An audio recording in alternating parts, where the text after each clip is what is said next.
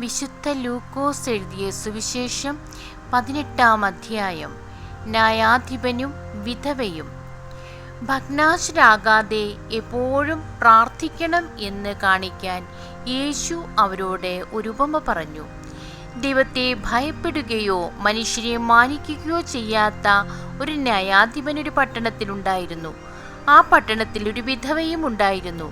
അവൾ വന്ന് അവനോട് എതിരാളികൾക്കെതിരെ എനിക്ക് നീതി നടത്തി തരണമേ എന്ന് അപേക്ഷിക്കുമായിരുന്നു.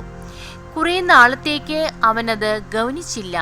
പിന്നീട് അവൻ ഇങ്ങനെ ചിന്തിച്ചു, ഞാൻ ദൈവത്തെ ഭയപ്പെടുകയോ മനുഷ്യരെ മാനിക്കുകയോ ചെയ്യുന്നില്ല. എങ്കിലും ഈ വിധവ എന്നെ ശല്യപ്പെടുത്തുന്നതുകൊണ്ട് ഞാൻ അവൾക്ക് നീതി നടത്തി കൊടുക്കും.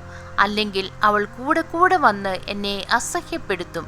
കർത്താവ് പറഞ്ഞു, നീതിരഹിതനായ ന്യായാധിപൻ പറഞ്ഞതെന്തെന്ന് ശ്രദ്ധിക്കുവിൻ. അങ്ങനെയെങ്കിൽ രാവും പകലും തന്നെ വിളിച്ചു കരയുന്ന തൻ്റെ തെരഞ്ഞെടുക്കപ്പെട്ടവർക്ക് ദൈവം നീതി നടത്തി കൊടുക്കുകയില്ലേ? അവിടുന്ന് അതിനെ കാലവിളംബം വരുത്തുമോ? അവർക്ക് വേഗം നീതി നടത്തി കൊടുക്കും എന്ന് ഞാൻ നിങ്ങളോട് പറയുന്നു. എങ്കിലും മനുഷ്യപുത്രൻ വരുമ്പോൾ ഭൂമിയിൽ വിശ്വാസം കണ്ടെത്തുമോ?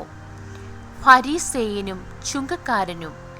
തങ്ങൾ നീതിമാന്മാരാണ് എന്ന ധാരണയിൽ തങ്ങളിൽ തന്നെ ആശ്രയിക്കുകയും മറ്റുള്ളവരെ പുച്ഛിക്കുകയും ചെയ്യുന്നവരോട് അവൻ ഈ ഉപമ പറഞ്ഞു. രണ്ടുപേർ പ്രാർത്ഥിക്കാൻ ദേവാലയത്തിലേക്ക് പോയി. ഒരാൾ ഫരീസേയനും മറ്റേയാൾ ചുങ്കക്കാരനും. ഫരീസേയൻ നിന്നുകൊണ്ട് ഇങ്ങനെ പ്രാർത്ഥിച്ചു, ദൈവമേ, ഞാൻ നിനക്ക് നന്ദി പറയുന്നു. എന്തെന്നാൽ ഞാൻ അക്രമികളും നീതിരഹിതരും വ്യഭിചാരികളുമായ മറ്റു മനുഷ്യരെ പോലെയോ ഈ ചുങ്കക്കാരനെ പോലെയോ അല്ല. ഞാൻ ആഴ്ചയിൽ 2 പ്രാവശ്യം ഉപവസിക്കുന്നു. ഞാൻ സമ്പാദിക്കുന്ന സകലത്തിൻ്റെയും ദശാംശം കൊടുക്കുന്നു. ആ ചുങ്കക്കാരനാകട്ടെ ദൂരെ നിന്ന് സ്വർഗത്തിലേക്ക് കണ്ണുകൾ ഉയർത്താൻ പോലും ധൈര്യപ്പെടാതെ മാറത്തടിച്ചുകൊണ്ട്, ദൈവമേ, പാപിയായ എന്നിൽ കനിയണമേ എന്ന് പ്രാർത്ഥിച്ചു. ഞാൻ നിങ്ങളോട് പറയുന്നു, ഇവൻ ആ ഫരീസേയനേക്കാൾ നീതീകരിക്കപ്പെട്ടവനായി വീട്ടിലേക്ക് മടങ്ങി. എന്തെന്നാൽ തന്നെ തന്നെ ഉയർത്തുന്നവൻ താഴ്ത്തപ്പെടും, തന്നെ തന്നെ താഴ്ത്തുന്നവൻ ഉയർത്തപ്പെടുകയും ചെയ്യും. ശിശുക്കളെ ആശീർവദിക്കുന്നു. അവൻ കൈകൾ വെച്ച് അനുഗ്രഹിക്കേണ്ടതിന് ശിശുക്കളെ അവൻ്റെ അടുത്ത് അവർ കൊണ്ടുവന്നു. അവൻ്റെ ശിഷ്യന്മാർ ഇത് കണ്ടപ്പോൾ അവരെ ശകാരിച്ചു.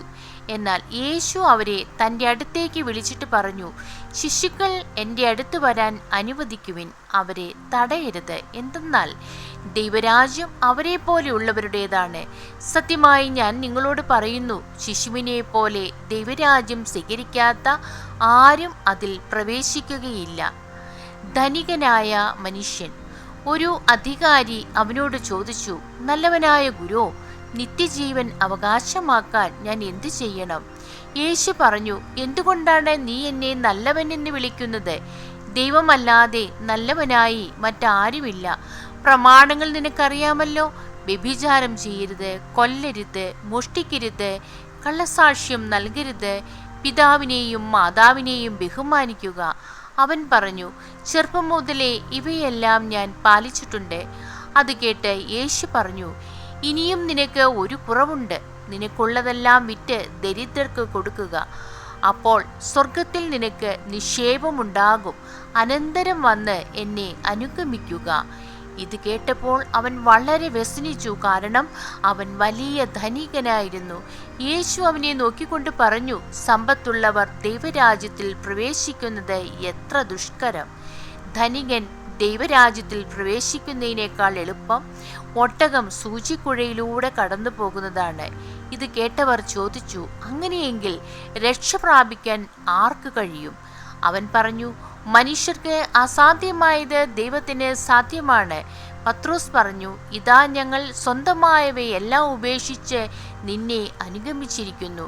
യേശു പ്രതിവചിച്ചു, സത്യമായി ഞാൻ നിങ്ങളോട് പറയുന്നു, ദൈവരാജ്യത്തിനു വേണ്ടി വീടിനെയോ ഭാര്യയെയോ സഹോദരന്മാരെയോ മാതാപിതാക്കളെയോ സന്താനങ്ങളെയോ ഉപേക്ഷിച്ചവരിൽ ആർക്കും ഇക്കാലത്തു തന്നെ അവ അനേക മടങ്ങ് ലഭിക്കാതിരിക്കുകയില്ല. വരാനിരിക്കുന്ന കാലത്ത് നിത്യജീവനും. പീഡാനുഭവവും ഉത്ഥാനവും. 3-ാം പ്രവചനം. അവൻ 12 പേരെയും അടുത്ത് വിളിച്ച് പറഞ്ഞു, ഇതാ നമ്മൾ ജെറുസലേമിലേക്ക് പോകുന്നു. മനുഷ്യപുത്രനെ പറ്റി പ്രവാചകന്മാർ വഴി എഴുതപ്പെട്ടതെല്ലാം പൂർത്തിയാകും. അവൻ വിജാതീയർക്ക് ഏൽപ്പിക്കപ്പെടും. അവർ അവനെ പരിഹസിക്കുകയും അപമാനിക്കുകയും അവൻ്റെ മേൽ തുപ്പുകയും ചെയ്യും. അവർ അവനെ പ്രഹരിക്കുകയും വധിക്കുകയും ചെയ്യും. എന്നാൽ 3-ാം ദിവസം അവൻ ഉയർത്തെഴുന്നേൽക്കും. ഇക്കാര്യങ്ങൾ ഒന്നും അവർ ഗ്രഹിച്ചില്ല. ഈ പറഞ്ഞതിൻ്റെ പൊരുൾ അവരിൽ നിന്ന് മറയ്ക്കപ്പെട്ടിരുന്നു. അവൻ സംസാരിച്ചവ അവർ മനസ്സിലാക്കിയതുമില്ല. അന്ധന് കാഴ്ച ലഭിക്കുന്നു. അവൻ ജെറീക്കോയെ സമീപിച്ചപ്പോൾ ഒരു കുരുടൻ വഴിയരികിലിരുന്ന് ഭിക്ഷ യാചിക്കുന്നുണ്ടായിരുന്നു. ജനക്കൂട്ടം കടന്നു പോകുന്ന ശബ്ദം കേട്ട് എന്താണ് സംഭവിക്കുന്നതെന്ന് അവൻ അന്വേഷിച്ചു. നസ്രായനായ യേശു കടന്നു പോകുന്നു എന്ന് അവർ പറഞ്ഞു. അപ്പോൾ അവൻ വിളിച്ചു പറഞ്ഞു, ദാവീദിന്റെ പുത്രനായ യേശുവേ, എന്നിൽ കനിയേണമേ. മുമ്പേ പോയിക്കൊണ്ടിരുന്നവർ നിശബ്ദനായിരിക്കാൻ പറഞ്ഞ് അവനെ ശകാരിച്ചു. അവനാകട്ടെ കൂടുതൽ ഉച്ചത്തിൽ, ദാവീദിന്റെ പുത്ര, എന്നിൽ കനിയേണമേ എന്ന് നിലവിളിച്ചുകൊണ്ടിരുന്നു. യേശു അവിടെ നിന്നു അവനെ തൻ്റെ അടുത്തേക്ക് കൊണ്ടുവരാൻ കൽപ്പിച്ചു. അവൻ അടുത്തു വന്നപ്പോൾ യേശു ചോദിച്ചു, ഞാൻ നിനക്ക് വേണ്ടി എന്ത് ചെയ്യണമെന്നാണ് നീ ആഗ്രഹിക്കുന്നത്? അവൻ പറഞ്ഞു, കർത്താവേ, എനിക്ക് കാഴ്ച വീണ്ടു കിട്ടണം. യേശു പറഞ്ഞു, നിനക്ക് കാഴ്ചയുണ്ടാകട്ടെ, നിന്റെ വിശ്വാസം നിന്നെ രക്ഷിച്ചിരിക്കുന്നു. തൽക്ഷണം അവന് കാഴ്ച ലഭിച്ചു. അവൻ ദൈവത്തെ മഹത്വപ്പെടുത്തിക്കൊണ്ട് യേശുവിൻ്റെ പിന്നാലെ പോയി. ഇത് കണ്ട് എല്ലാവരും ദൈവത്തെ സ്തുതിച്ചു.